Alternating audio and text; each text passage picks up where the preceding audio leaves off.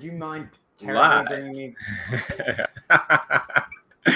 Good morning, GM, or afternoon, or wherever you are. I am Evan Matthews, co-founder of Macroverse, here with my co-founder Adam and our delightful guest and sometimes co-conspirator Evan Shapiro.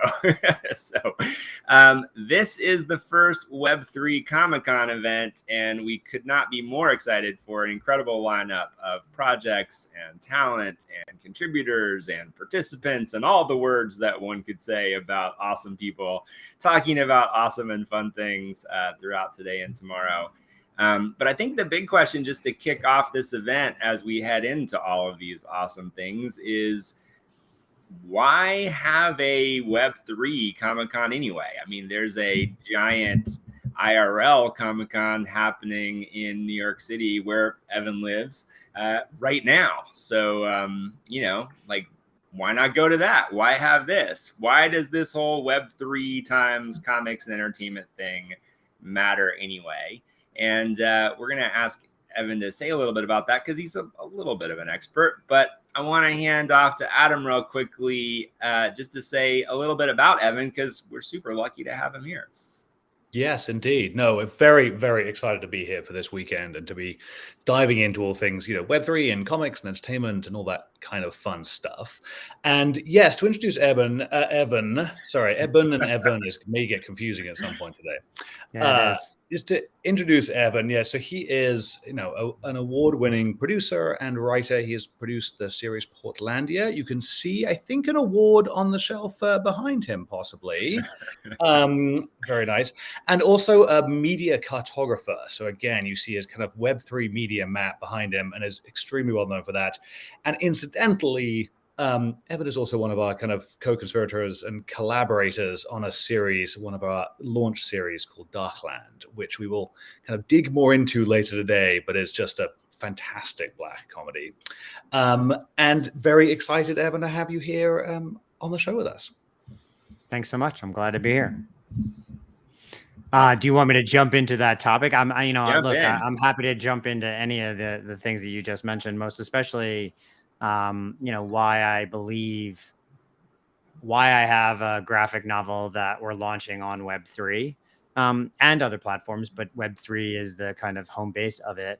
Why I believe intellectual property like graphic novels or music albums or short films or long films or books or architecture belong on the blockchain. But the most notable thing, the easiest way I explain this to people who are lay people, not people getting laid, or both.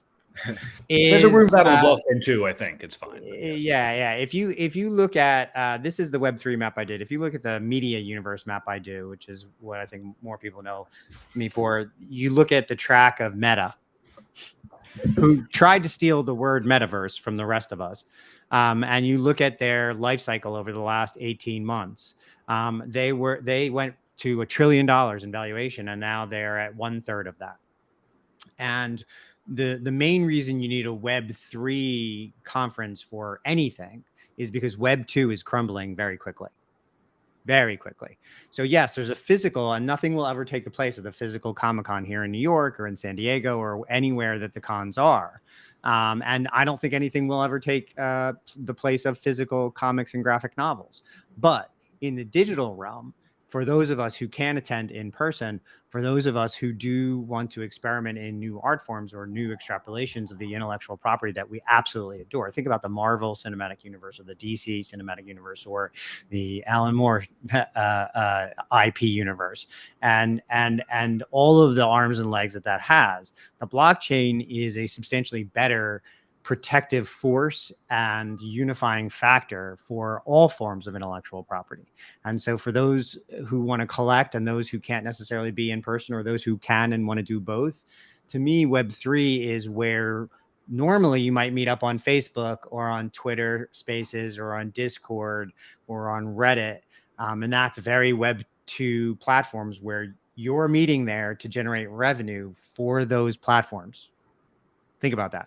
You're meeting there for free because you're the product. Yeah. And in Web3, conversations like this where you're collecting and you're offering over your privacy and you're joining a community. First of all, you're not just joining a membership that is owned by Mark Zuckerberg, but you're joining a community. And secondarily, your membership in that community will generate some sort of income of value towards you as a member, but most especially in this case today and tomorrow as an artist, I feel substantially more protected and better about the future of my intellectual property on Web3 than I ever would have on Web2. Mm-hmm. Now, it'd be interesting to hear if you say a little more about that, because I think there's so much discussion around the rights granted to and the benefits for artists in this space. There's obviously, if you look at Moonbirds as an example that went totally a different direction and made everything totally open source. There's obviously lots of concerns from studios and creators about keeping control of their original IP, and yet you don't, as someone who straddles that, you don't seem concerned really with either extreme.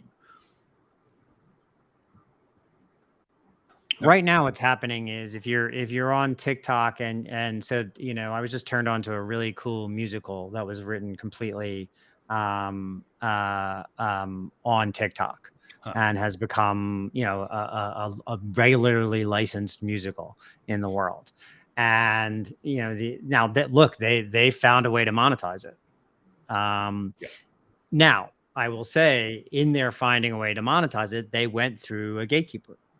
And so, the question is, to me, that Patreon is like the gateway drug to Web3 for a lot of artists. And I think we're going to find some hybrid. I don't think there's any kind of perfected one method, but I do think the basic technology of the blockchain and the smart contract, as long as you have a good understanding of how these things work and which rules to apply to your smart contract as you're publishing, then I do think this is going to be up to the creator, and then ultimately up to when it's the same thing. You are the creator of your own intellectual property called your privacy and your identity. That too will be merchandised and monetized in Web3 in a completely different way.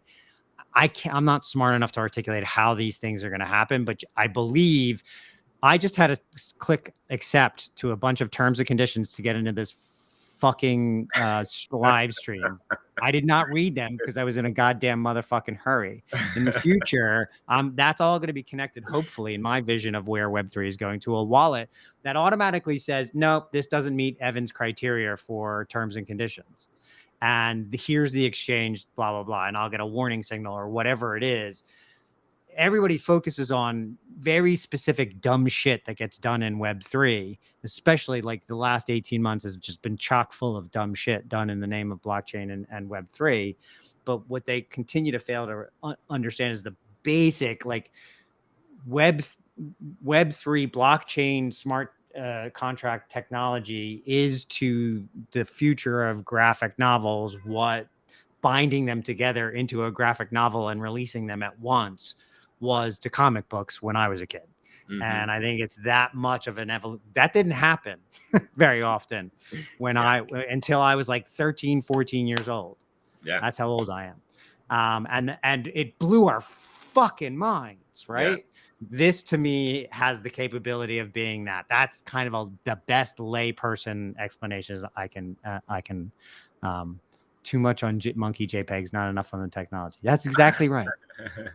Yeah, no, I completely agree with that too. I think, we've gotten that's actually part of why we wanted to put on this event this weekend is, so much of the noise and conversation has been about, the speculative nature of what's happened over the past year. And, and I think there is a place for the financialization of a lot of this stuff because that opens up new doors and creates new opportunities. I hope so. in a massive way, of course. But I also think, as we look at this intersection of Web3 and entertainment, like, I think so much of the conversation has been about the financialization, the speculation, the market, elements of all of that. And not as much of the spotlight has been on like, hey, we still got to make great stuff. We still got to make great content. We still got to tell great stories. Andy Warhol still had to be Andy Warhol. Like he created a new paradigm for the creation of art, but he still had to be great at it. It wasn't that he, So you're absolutely right. This is not, I didn't explain a new way of making art. I in no way, shape, or form explained. Look, the comic books didn't take necessarily different shapes when they were bound together. They were still written as individual chapters. Now, ultimately, they did take different shapes. And I think ultimately Web3 will have influence on that, especially in the asymmetrical way we're going to use Web3 to tell stories in Darkland on a moving forward basis, as an example. Yes. However, ultimately, the way it fascinates me is I still want a printed version of this graphic novel, as you damn well know. However, to me, as a storyteller who wants to put out this type of story on an ongoing basis, I feel I'll reach substantially more people over time, and the reach of that reach will come with some sort of better economics for me, rather than me just throwing it to the open internet and hoping that someone pays for it sometime. Yeah, 100%.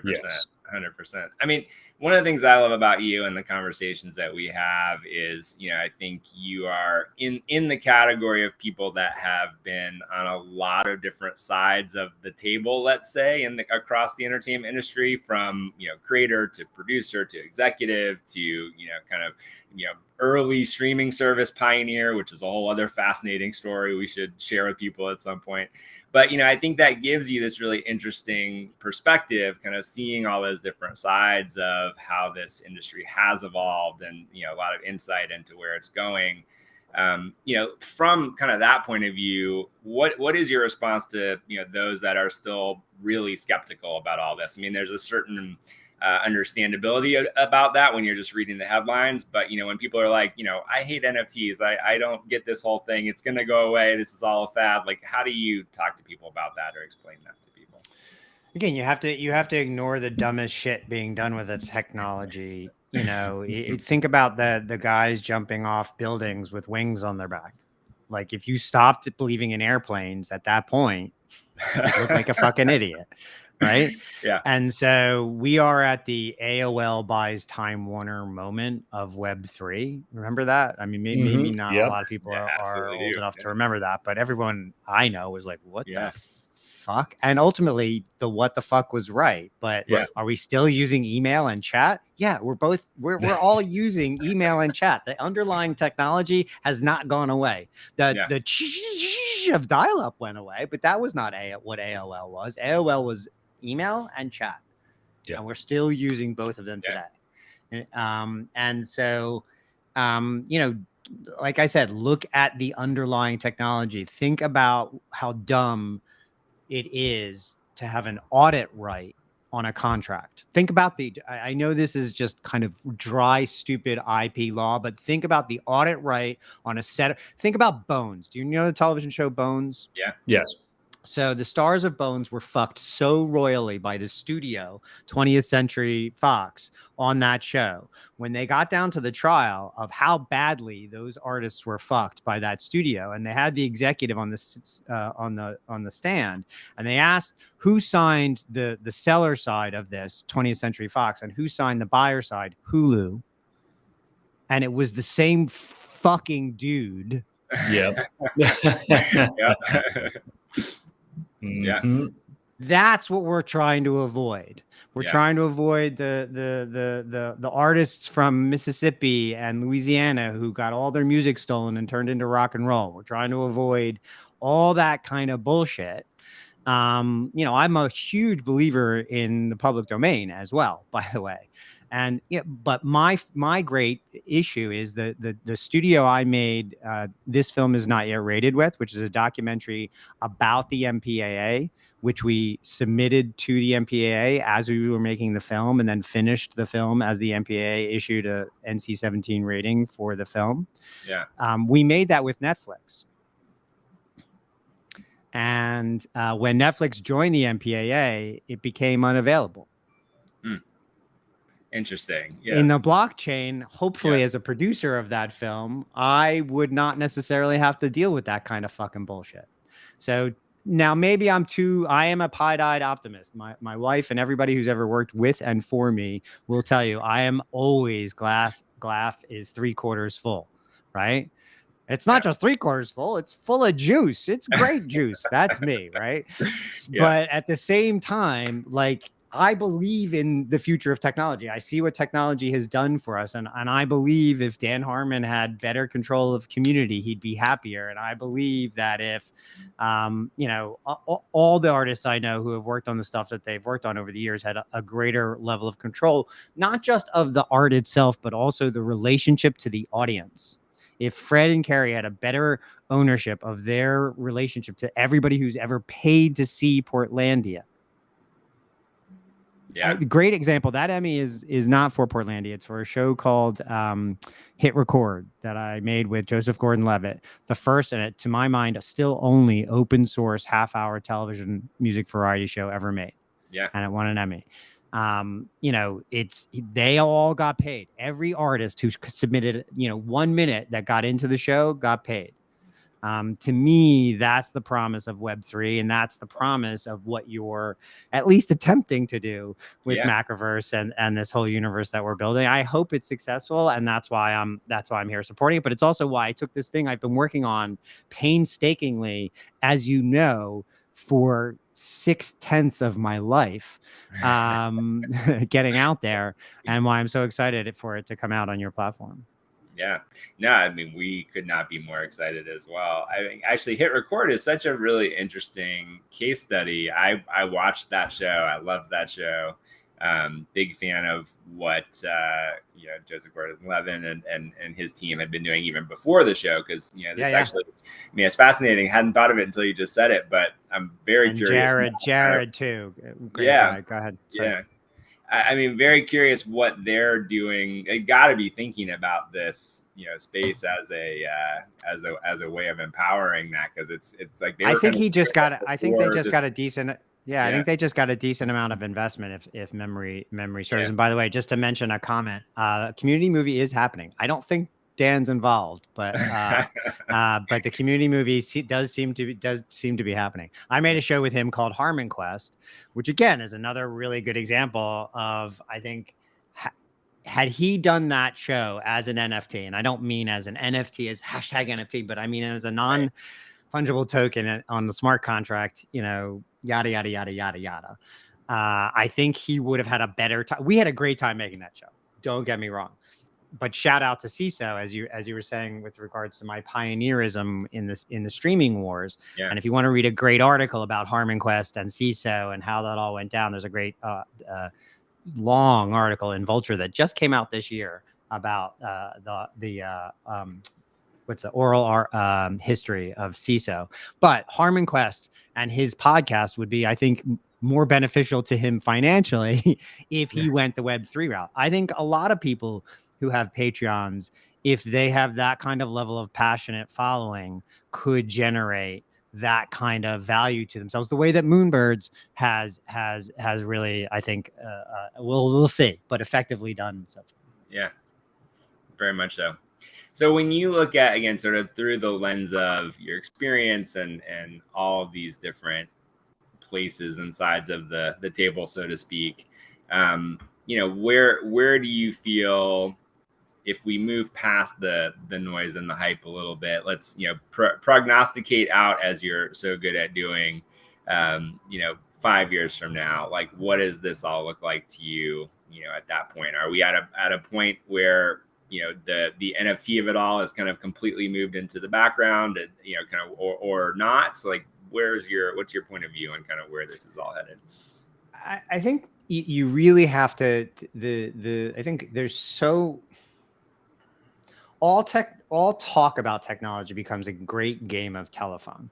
Yes. And I think it's really useful to go back to, you know, when I logged onto this platform, it asked me about my avatar. And we use the word metaverse, right? And, you know, we talk about Web3. So I think it's really important to understand how we got here. Snow Crash is the book that invented the phrase metaverse. And if you go back to Snow Crash and you read the book and you look at what's projected there, a lot of it actually is kind of coming true. Mhm. Instead of, though, this kind of criminally run, sub universe where kind of people black market trade shit, think about that as a shopping mall or an amusement park. And that's much more kind of akin to ultimately what's going to wind up happening is there's going to be, just like Facebook and Instagram and TikTok and Snapchat and Reddit and all these other places are nice little playgrounds for us to trade our intellectual property with each other, or actually give it to these platforms for free so that they can resell it and our privacy without us really understanding, although we did agree without checking the terms and conditions before we gave over literally everything about us to them. So that's what's happening now, right? That is slowly crumbling. And I don't know that Web 2, those 4 or 5 Web 2 foundational companies, I don't know that they can pull out of the spiral that they're in. I really don't. And there's numbers of different reasons that I can go into. I'm happy to, but just look at the market valuations of them in the last 24 months, and you'll understand why I think that. Yeah. On the other hand, I don't think that Web3 is going to be this euphoria where everybody is going to have, their own control of their own total ecosystem, and we're not going to use interlopers to kind of help us run the pipery of it. Absolutely not. It's going to be a series of shopping malls and amusement parks and different areas where we want to reside. We're not, no one wants to run Decentraland. People do, but not me. No one no one really wants to run a DAO. We say decentralized autonomous organization. Well, not really. Somebody actually has to do the work, right? So, there will be rules, there will be gatekeepers, but the transactional value of each consumer and each creator will be substantially different. Look at Roblox as the gateway drug again to it, because so many young people are on it, and that's kind of what people are going to normalize, that type of relationship. Only accelerated to not just games that you make, but your privacy and your pictures and everything about you will ultimately be. You'll think about it the way you do your credit cards. You'll think about it the way you do your sneakers. You'll think about it the way you do your vinyl. You'll think about it the way you do. I think Adam can sympathize this with your Warby Parkers. Like, I just went on. I hadn't logged on to Warby Parker in 2 or 3 years. 3 years. It remembered me. It said I need a new prescription. It walked me through the prescription. Like, I know that's very Web 2, absolutely, but the Web 3 will give me substantially more elegant opportunities for that, and it will follow me from platform to platform everywhere I go. I won't have to log on. Like my phone recognized my face and got me in. My wallet will recognize me into each ecosystem and get me in, and then my benefits will be waiting for me there. Yeah. So that was a very long answer of where I think it will be. But and by the way, not just that, but the way I like my hotel room set, the way my education system, my health records, all of this stuff intertwined through something I have substantially more control over because I'm the one gatekeeping it, not 12 other people. Yeah. And they have to come to me every time they want to log in, not the other way. Yeah. Again, I'm being pretty awkward in my wording of it, but that's the vision I see. No, I love that. I mean, it's a great answer also to, how do we talk to people about, like, why does this stuff matter as opposed to the hype cycle? Because I think, what you're touching on is one of the things that absolutely made me fall in love with the ethos and the promise of Web3. I think a lot of what we have to talk about is kind of the ethos and the promise of it. And then, are there enough of us that believe in that ethos and promise that we're actually going to build it? Well, a bit. Can we double click there for a second? Yeah. So I was talking to a friend of mine, and David Goldsmith, who is the only word I can use is futurist. And what he is building this enterprise for the future of mankind, peoplekind. And one of the things that I most lament about, so we were talking about how do we help envision the future. And when you think about a number of the things that we now enjoy as benefits of new technologies, they were envisioned by storytellers. Yeah. In science fiction. Yep. 100%. We have, phones now. My phone, which is sitting right here, is projecting that Web3 map onto that screen. That communicator, the first time any of us even thought about having a communicator like that was Star Trek. Yeah. Yep. or the tricorder, which this is the tricorder and the communicator wound into one, right? But it's not terribly different from that fucking device. And it transports us places. Basically, I booked airline tickets on it earlier today. We have ceased doing that as storytellers. We are now all apocalypse all the time, right? You know, Bo Burnham sings like a little bit of everything all of the time. Yeah, that's great, but it's a little bit of apocalypse all of the fucking time. And if you want to know what that looks like, ask a 13-year-old on Instagram. The most suicide group of teenagers we've ever raised. Right. Because of and so, you know, I think as storytellers, hopefully we'll use these new technologies to tell more hopeful. We'll part of the reasons why I believe in the hopeful part of Web3 is because I want to try to will it into effect. I want to try to will it into an existence, and only by foreseeing it can someone be inspired to make it. You know what I mean? It's still clay.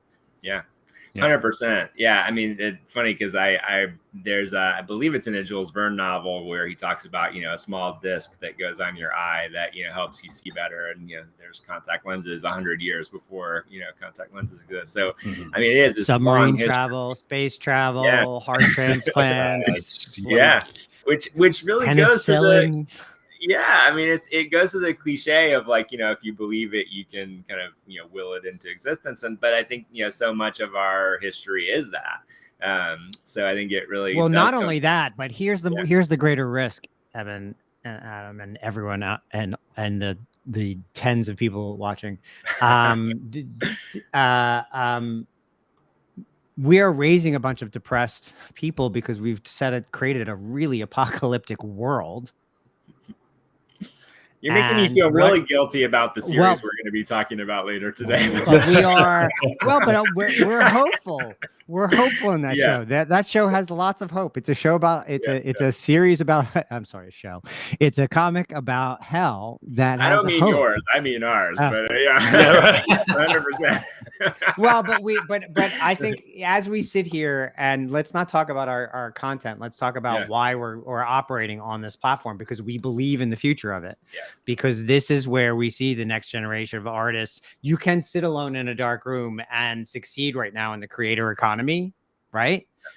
And I think that in the last couple of years is the first time ever that a middle-class job ever became kind of really, truly a thing in the creator economy. And I think Web3, and you look at, you know, the great thing about Bored Apes is that they did create that from whole cloth themselves. And they created great generational wealth themselves as artists. You may not like their art, but you have to respect their game.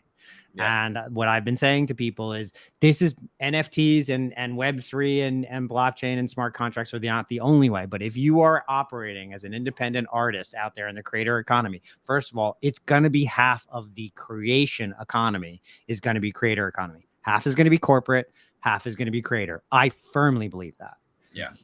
You have to embrace all the platforms, and Web3, I think, will be one of the most sound to store your intellectual property in. That's great. Speaking of the corporate side of it, though, Evan, like where do you see the resist? Because, you know, I think that often the corporate and individual in this space are seen as being diametrically opposed. Where do you see the kind of corporate resistance to this new tech coming in, and do you? Where do you see those points of resistance? It's always the same places that it comes from. In every cycle, I am now. You know, it's funny. I have turned into the old person who goes, I remember when, but what I don't do is I remember when we did this and it was so fucking awesome. What I do is as a kind of observer on the hill is go, I remember when everybody said that Web 2 wouldn't work. I remember when everyone said Web 1. I remember when everyone said, you know, TiVo wouldn't be a thing. I remember everyone said Netflix wouldn't matter. Like that to me is like, I like to point back when the conventional wisdom told us the next big thing wasn't going to be the next big thing. And by the way, they always look like they do right now. Exactly. The first time it fucks up, the first internet bubble burst, everyone went, see? See? And if you did that then, you missed a lot, actually. And I was one of those people, actually, by the way. I missed, I could have bought low in a couple of different places. Now, Mark Cuban made out like a bandit because he sold just before the first internet bubble and then bought low on everything for a long time and then rode the next couple of waves. Yeah. So Steve Case, same thing. Fucking Al Gore, man. so like, yeah, just look, it's like follow the money, but follow the technology. Don't ignore the bullshit and just look at the tech. Look at what the tech enables and say to yourself, is it toothpaste? Is it toothpaste? It's toothpaste, isn't it? It's going to be toothpaste someday. The internet is toothpaste. Right. It's a utility. Web3, the new version is coming. It's just like 5G, everywhere, HD. Now, there are certain technologies that I think people try to apply and they defy certain elements of natural human behavior, VR being one of them. And 3D is another. And so basically it's anytime you ask somebody to do this, I think it's a true friction point that we still have not conquered. But when it comes to doing this through a device that we can control in our hand, there, consumers will continually adapt to storytelling, economics, and varying forms of transactional privacy. Yeah. I love it. Yeah. I mean, the thing you touched on earlier, which is, one of the things I think is the most exciting. And I always talk about this in the context of games, but when you put it in the way that you said it, where, everywhere you go, it recognizes you and in a way where you're not you're not the product, it's the service for you. And, it's like, I always put in the terms of games for my geek friends. If you remember, the Ocarina of Time, in the Zelda series, and you finish the Ocarina of Time, and then that goes directly into the next game, and that next game picks up literally at the moment that the first game ends, and yet you have to start all over as a player. You've got to get the Master Sword again. You've got to, level up again. You've got to get all of your life again. Like, it's like, it's the story continues, but you're reset as a player, as a character. And so to me, like, that was the first moment as a, teenager, however old I was when that came out, where it was like, oh, that's weird. Like, I want to be able to just continue. And so in a gaming context, feels like that makes so much sense to be able to just, oh, it's like, this is me and this is my character, my avatar, my, even if I'm switching to a different experience or a different game, like being able to have that continuity. And then you apply that to our real lives, and it does get magical to think about, like, oh, I don't have to give up my identity. I don't have to give up all of my data, which many of us have kind of gone like, wait a second, I don't want to do that anymore, despite clicking the terms and conditions blindly. But, to have that ability to go from place to place to place, experience to experience to experience, and have your preferences, your, information that you choose to share be automatically recognized. I mean, I think that to me is a use case. Not only that, but for you, not only that, yeah, not only that, but you control. Yeah. So again, like when you enter this universe, it says, do you want to enter your profile? And you say yes. Yeah. Not, it just automatically logs you in, but you also don't have to enter anything. You just kind of, you're there. The way I look at it this way is, I used to, when I commuted to Los Angeles, I had this hotel called the Avalon, which I still adore. And then I had another one called Mayumi in in Culver City. And I would just walk in, and the room was ready. They have my baggage there. Like, they knew where to park my car. Like, everything just worked the way that I wanted it to. And I'm not saying that every new place will automatically do that, because you're going to, again, have to choose to give your preferences over each time. It's not going to be a terms and conditions that you agree to. Someone's going to say to you, would you like us to accept your preferences? And you're going to say yes. And you're ultimately going to figure out some kind of exchange of value that's okay with you everywhere you go. To me, it's going to be a major adaptation for everybody, the platforms and the consumers and the artists. And it's going to take some time, but we all learned how to update our profile pic on Facebook. We all learned how to, put our face into our phones. We all learned how to connect these banking apps that we click the terms and conditions on without reading on our phones. Yeah. So we can see when our paycheck automatically comes in. Yeah. Yeah, I love it, and could not agree more. So tilting the conversation slightly back towards the entertainment side of things, looking at that concept of being able to move seamlessly across experiences. And you talked about Roblox. My daughter is addicted to Roblox now and has now gotten so she's 9, my son is 6, and both of them are addicted to Roblox now. And what's fascinating to me watching them is like she went through the Minecraft phase and is now completely into the Roblox phase. And it seems to me that, the big distinction there is that, Roblox is really, I didn't realize this before she got so into it, but it's as much social as it is game, if not more so. So it's like, this to me suggests that, this notion because it's an older community. Yeah. Yeah. I guess that's true. Yeah. So it's like, as you're hopping from experience to experience to experience, it's like the ability to take that, it is sort of like it's a Web 2 version of a lot of what we're talking about. And so I think if you start to extrapolate that into these other areas, it really does get very fascinating and exciting to think about. I actually see Roblox as a pretty kind of almost Web 3, Web 2.5. Yeah. It has its own currency. Yeah. It functions on a creator economy model. Most of the games are made by individual artists who accept Walmart just opened a Roblox line. But it also has advertising, and I do think I think Roblox, if you spend time in Roblox, and this is gonna sound super creepy, watching and not playing, you'll see what I think is going to be a very good model version of where Web3 is gonna wind up. Yeah. Just potentially without the borders, like being able to move from exactly. Roblox Think about each different game in Roblox. Think about Roblox as the metaverse in this model. So it's a kind of like life-size model of the metaverse, and each game is a different section or mall or island in the metaverse.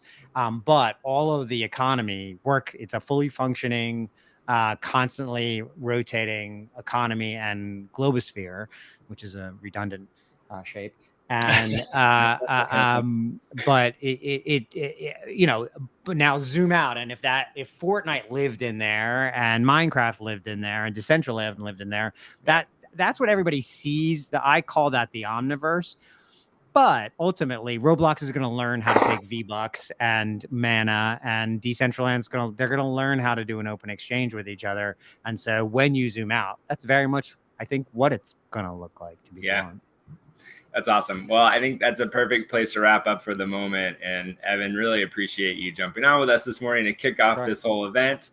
There are a couple of things we want to make sure people are aware of where we're going to see you again over the weekend. So first of all, we want to primarily make sure people tune in to learn about Darkland and the story that you spent a sixth of your life creating, which is at 2:15 p.m. today, Pacific time, 5 p.m. Eastern time, 5:15 p.m. Eastern time. Some stuff to show that we've never shown before. It's going to be a lot of fun to talk about this stuff.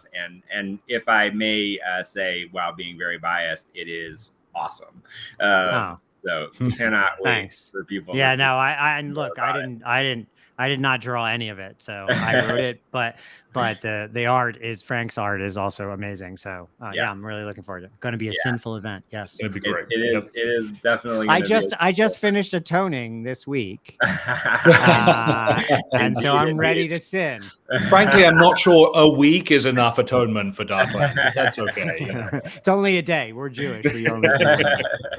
It's very awesome. So yeah, man, I can't wait to dive into that with you. It's going to be great. But really appreciate you taking the time to kick this off with us and create some context. You know, I think a lot of what we're going to be talking to people about over the course of the weekend really is shining the light on the storytelling and entertainment side of all this. We want to say, okay, all this technology, which we've now kind of established some of the hopeful, you know, future around, that's going to kind of continue to develop. We're going to all continue to build that and push that forward. But now we also want to talk about, okay, inside of that, why should we care about these different stories and franchises, and who are these creators that are making these things? And let's have those conversations as well. So that's what a lot of this weekend is about. We're excited to talk to a bunch of really cool people, including yourself, later on this afternoon.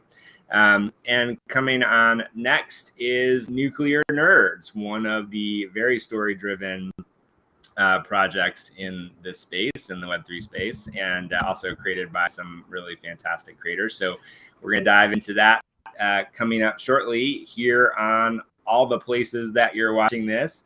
Evan, before we see you later this afternoon, where's the best place for people to follow you and kind of get more aligned with kind of the stuff that you're talking about? If you like comedy and politics, I'd say Twitter. If you like media and business, I'd say LinkedIn. On Twitter, I'm eShap, which is my name here. On LinkedIn, I'm Evan Shapiro. But if you like to read lots of words, my Substack is called Media, War, and Peace. Awesome. Well, make sure everybody finds Evan. I really enjoy your content on LinkedIn as well. A lot of your posts start with an eon ago, 3 seconds yesterday. I talked about this and it just came true. So the track record is pretty stellar, I gotta say. Thank you. Fantastic stuff. So make sure you like, follow, and subscribe everywhere that you're watching this. There's lots more to come over the weekend. Evan, any final thoughts from you as we sign off for the moment? No, I thanks for having me here. But ultimately, I hope everybody out there checks out Darkland. It's something we've been working on together for quite some time, and I think we're all really proud of it. So hope you like it. Yeah. Watch the schedule. It's coming up. We're again, new stuff no one's ever seen. It's gonna be awesome. Yep. Cool. All right, Brilliant. Fantastic. We'll see you in a bit. Talk to you later. Cool. Bye. Thanks, everybody.